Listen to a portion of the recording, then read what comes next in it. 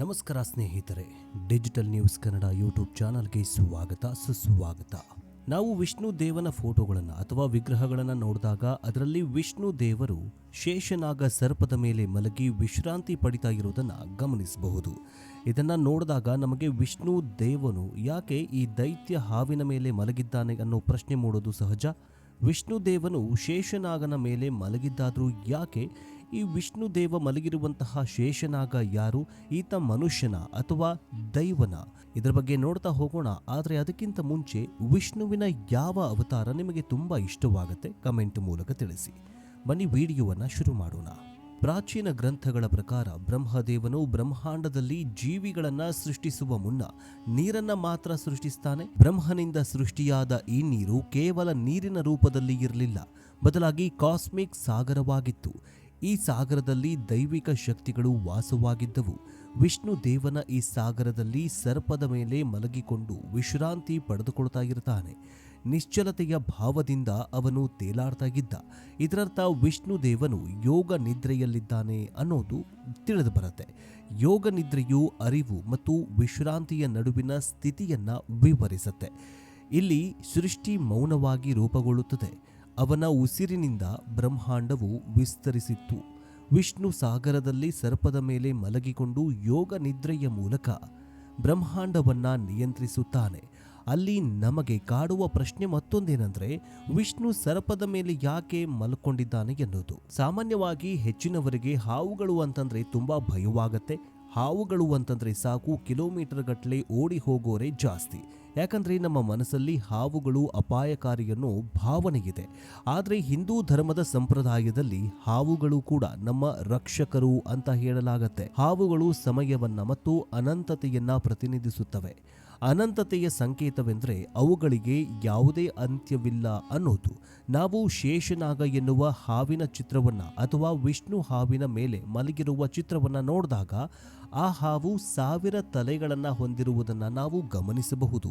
ಶೇಷನಾಗನ ಈ ಪ್ರತಿಯೊಂದು ತಲೆಯು ನಮಗೆ ಅನಂತತೆಯನ್ನ ಪ್ರತಿನಿಧಿಸುತ್ತದೆ.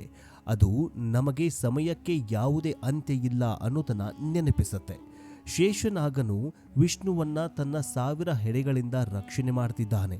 ದೈವಿಕ ಶಕ್ತಿಯು ಯಾವಾಗಲೂ ಆಳವಾದ ಕಾಸ್ಮಿಕ್ ಶಕ್ತಿಗಳಿಂದ ರಕ್ಷಿಸಲ್ಪಡುತ್ತದೆ ಎನ್ನುವುದು ಇದರ ಒಂದು ಸಂದೇಶವಾಗಿದೆ. ಇನ್ನು ಇದಿಷ್ಟೇ ಅಲ್ಲದೆ ಹಾವುಗಳು ಆಗಾಗ್ಗೆ ತಮ್ಮ ಮೇಲ್ಮೈ ಚರ್ಮವನ್ನ ಅಂದ್ರೆ ಪೊರೆಯನ್ನ ಬಿಡುತ್ತವೆ. ಹಾವು ಈ ರೀತಿಯಾಗಿ ಪೊರೆ ಬಿಡುವುದು ನವೀಕರಣ, ಪುನರ್ಜನ್ಮ ಮತ್ತು ಮರಣದ ಚಕ್ರವನ್ನ ಪ್ರತಿನಿಧಿಸುತ್ತದೆ. ಈ ಕಾರಣಕ್ಕಾಗಿ ವಿಷ್ಣು ದೇವನು ಹಾವಿನ ಮೇಲೆ ಮಲಗಿಕೊಂಡಿದ್ದಾನೆ. ಇದು ಸೃಷ್ಟಿಯು ಶಾಶ್ವತವಾದದ್ದು. ಇದು ಯಾವುದೇ ರೀತಿಯಾದ ಅಂತ್ಯವನ್ನ ಹೊಂದಿಲ್ಲ ಅನ್ನೋದು ಸಂದೇಶವಾಗಿದೆ. ಇನ್ನು ಶೇಷನಾಗ ಕುರಿತು ಸಾಮಾನ್ಯವಾಗಿ ಎಲ್ರಿಗೂ ಗೊತ್ತೇ ಇರುತ್ತೆ. ಆದರೆ ಈತನ ಬಗ್ಗೆ ಕೇಳಿದಾಗಲೆಲ್ಲ ನಮ್ಮ ಮನಸ್ಸಲ್ಲಿ ಇದು ಕೂಡ ಮನುಷ್ಯನ ರೂಪವೇ ಅಥವಾ ಇದು ಹಾವಿನ ರೂಪವಾ ಅನ್ನೋ ಪ್ರಶ್ನೆ ಉದ್ಭವವಾಗುತ್ತೆ. ಸಾಮಾನ್ಯವಾಗಿ ಹಾವುಗಳನ್ನು ನೋಡಿದಾಗ ನಾವು ಭಯ ಬೀಳ್ತೇವೆ. ಕೆಲವೊಂದಿಷ್ಟು ವಿಷಪೂರಿತ ಹಾವುಗಳು ಕಚ್ಚಿದಾಗ ಸಾವನ್ನಪ್ಪುವ ಸಂದರ್ಭಗಳು ಕೂಡ ಹೆಚ್ಚಾಗಿರುತ್ತೆ. ಹಾವಿನ ಕುರಿತಾದ ಒಬ್ಬೊಬ್ಬರಿಗೆ ಒಂದೊಂದು ಅಭಿಪ್ರಾಯ ಇದೆ. ನಾಗರ ಹಾವು ಈ 2 ಭಾವನೆಗಳನ್ನು ಒಳಗೊಂಡಿರುವಂತಹ ಹಾವಾಗಿದೆ. ಕೆಲವೊಂದಿಷ್ಟು ಧರ್ಮಗಳಲ್ಲಿ ನಾಗರ ಹಾವನ್ನ ಪೂಜನೀಯ ಭಾವನೆಯಿಂದ ಕಣ್ಣಿಗೆ ಕಾಣುವ ದೇವರು ಅಂತ ಪೂಜಿಸಿದ್ರೆ, ಇನ್ನು ಕೆಲವೊಂದಿಷ್ಟು ಧರ್ಮಗಳಲ್ಲಿ ಅದನ್ನ ವಿಷಪೂರಿತ ಹಾವು. ಈ ನಾಗರ ಹಾವುಗಳು ಪುಂಗಿಯ ನಾದವನ್ನ ಕೇಳಿದ್ರೆ ಸಾಕು ತಲೆ ಎತ್ತಿ ನರ್ತನೆ ಮಾಡುತ್ತವೆ ಅನ್ನುವಂತಹ ಒಂದು ಊಹಾಪೋಹದ ವಾಕ್ಯವಾಗಿದೆ. ಹಿಂದೂ ಧರ್ಮದಲ್ಲಿ ನಾಗರ ಪಂಚಮಿ ಎಂದು ವಿಶೇಷವಾಗಿ ಹಾವುಗಳನ್ನು ಪೂಜೆ ಮಾಡಲಾಗುತ್ತೆ. ನಿಮಗೆಲ್ಲ ಗೊತ್ತಾಗಿದೆ. ಹಿಂದೂ ಧರ್ಮದಲ್ಲಿ ಮಾತ್ರವಲ್ಲ, ಕ್ರಿಶ್ಚಿಯನ್ ಧರ್ಮದಲ್ಲೂ ಕೂಡ ನಾಗರ ಹಾವಿಗೆ ವಿಶೇಷ ಸ್ಥಾನಮಾನವನ್ನು ಕಲ್ಪಿಸಿಕೊಡಲಾಗಿದೆ. ಕ್ರಿಶ್ಚಿಯನ್ ಧರ್ಮದಲ್ಲಿ ಹಾವಿನ ಕುರಿತಾಗಿರುವ ಪ್ರಮುಖವಾದ ಉಲ್ಲೇಖ ಏನೆಂದರೆ, ಎಡನ್ ಗಾರ್ಡನ್ನಲ್ಲಿ ಹೇಳಲಾದ ಹಾವು. ಹಾವುಗಳ ಬಗ್ಗೆ ಅನೇಕ ಉಲ್ಲೇಖಗಳನ್ನು ಪುರಾಣಗಳಲ್ಲಿ ಹೇಳಬಹುದು ಅಥವಾ ಕೇಳಬಹುದು.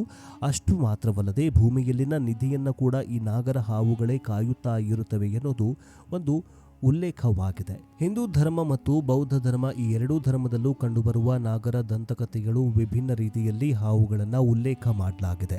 ಗ್ರಂಥಗಳಲ್ಲಿ ಅಥವಾ ಈ ಧರ್ಮ ಗ್ರಂಥಗಳಲ್ಲಿ ಉಲ್ಲೇಖಿಸಲಾದ ಹಾವುಗಳಿಗೆ ವಿವಿಧ ತಲೆಗಳು ಇವೆ ಅಂತ ಹೇಳಲಾಗಿದೆ. ಉದಾಹರಣೆಗೆ ಹಿಂದೂ ಧರ್ಮದಲ್ಲಿ ಪೂಜಿಸಲಾಗುವ ವಿಷ್ಣು ಯಾವಾಗಲೂ ದೈತ್ಯ ಹಾವಿನ ಮೇಲೆ ಮಲಗಿ ವಿಶ್ರಾಂತಿ ಪಡಿತಾ ಇರ್ತಾನೆ. ಈತನು ಬಳಸುವ ಹಾವುಗಳಿಗೆ ಬರೋಬ್ಬರಿ 7 ತಲೆಗಳು ಇರುತ್ತವೆ. ಹಿಂದೂ ಧರ್ಮದಲ್ಲಿ ಹಾಗೂ ಬೌದ್ಧ ಧರ್ಮದಲ್ಲಿ ಸರ್ಪಗಳ ರಷ್ಟು ಉಲ್ಲೇಖಗಳು ಇವೆ. ಹಿಂದೂ ಧರ್ಮದಲ್ಲಿ ಶೇಷನಾಗನಿಗೆ ಎಲ್ಲಾ ಗ್ರಹಗಳನ್ನ ಅಂದ್ರೆ 7 ಹೆಡೆಗಳ ಮೇಲೆ ಇಟ್ಟುಕೊಂಡಿರುವುದನ್ನ ನಂಬಲಾಗಿದೆ. ಭಗವಾನ್ ವಿಷ್ಣುವೆಂದರೆ ಶೇಷನಾಗನಿಗೆ ಅಪಾರ ಪ್ರೀತಿ. ಯಾವಾಗಲೂ ವಿಷ್ಣುವಿನ ಸೇವಕನಾಗಲು ಇಚ್ಛೆ ಪಡ್ತಾ ಇದ್ದ. ಅಷ್ಟು ಮಾತ್ರವಲ್ಲದೆ ತನ್ನ 7 ಬಾಯಿಗಳಿಂದ ಭಗವಾನ್ ವಿಷ್ಣುವಿನ ಮಹಿಮೆಯನ್ನ ಹಾಡುತ್ತಾ ಇರ್ತಾನೆ. ಆತನನ್ನ ಅನಂತ ಶೇಷನೆಂದಲೂ ಕೂಡ ಕರೆಯಲಾಗುತ್ತೆ. ಯಾಕೆ ಗೊತ್ತಾ? ಅನಂತ ಶೇಷ ಅಂದ್ರೆ ಆದಿಶೇಷನು ತನ್ನ ಸುರುಳಿ ಬಿಚ್ಚಿದಾಗ ಕಾವಲು ಮುಂದೆ ಸಾಗುತ್ತದೆ ಹಾಗೂ ಸೃಷ್ಟಿಯು ಸುಂದರವಾಗಿ ಅದರಷ್ಟಕ್ಕೆ ಅದು ಮಾರ್ಪಾಡಾಗತ್ತೆ. ಆದರೆ ಶೇಷನಾಗನು ಸುರುಳಿಯನ್ನ ಸುತ್ತಿದಾಗ ಬ್ರಹ್ಮಾಂಡವೇ ನಶಿಸಿ ಹೋಗತ್ತೆ ಅಂತ ಹೇಳಲಾಗಿದೆ. ಶೇಷನಾಗನು ಸಾಕಷ್ಟು ಸುರುಳಿ ಸುತ್ತಿಕೊಂಡಿರುವ ಬೃಹತ್ ಆಕಾರದ ಹಾವಾಗಿದೆ. ಶೇಷನಾಗನು ಕ್ಷೀರಸಾಗರದಲ್ಲಿ ವಿಷ್ಣು ಮಲಗಿ ವಿಶ್ರಮಿಸುವಾಗ ಹಾಸಿಗೆಯಂತೆ ತನ್ನ ದೇಹವನ್ನ ಸುತ್ತಿ ಆತನಿಗೆ ವಿಶ್ರಮಿಸಲು ಅವಕಾಶ ಕಲ್ಪಿಸಿಕೊಟ್ಟಿದ್ದಾನೆ. ಹೀಗೆ ಶೇಷನಾಗನ ಬಗ್ಗೆ ಅನೇಕ ದಂತಕಥೆಗಳಲ್ಲಿ ಅಥವಾ ಅನೇಕ ಪುರಾಣಗಳಲ್ಲಿ ಉಲ್ಲೇಖ ಮಾಡಲಾಗಿದೆ.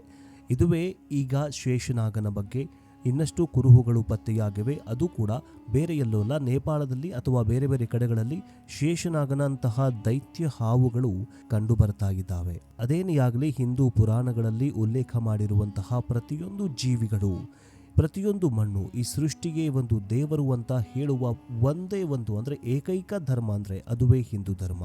ನಿಮಗೇನನ್ಸತ್ತೆ ಕಮೆಂಟ್ ಮೂಲಕ ತಿಳಿಸಿ. ನೆಕ್ಸ್ಟ್ ಎಪಿಸೋಡ್ನೊಂದಿಗೆ ಮತ್ತೆ ಭೇಟಿಯಾಗೋಣ. ನೋಡ್ತಾ ಇರಿ ಡಿಜಿಟಲ್ ನ್ಯೂಸ್ ಕನ್ನಡ. ಜೈ ಹಿಂದ್, ಜೈ ಕರ್ನಾಟಕ.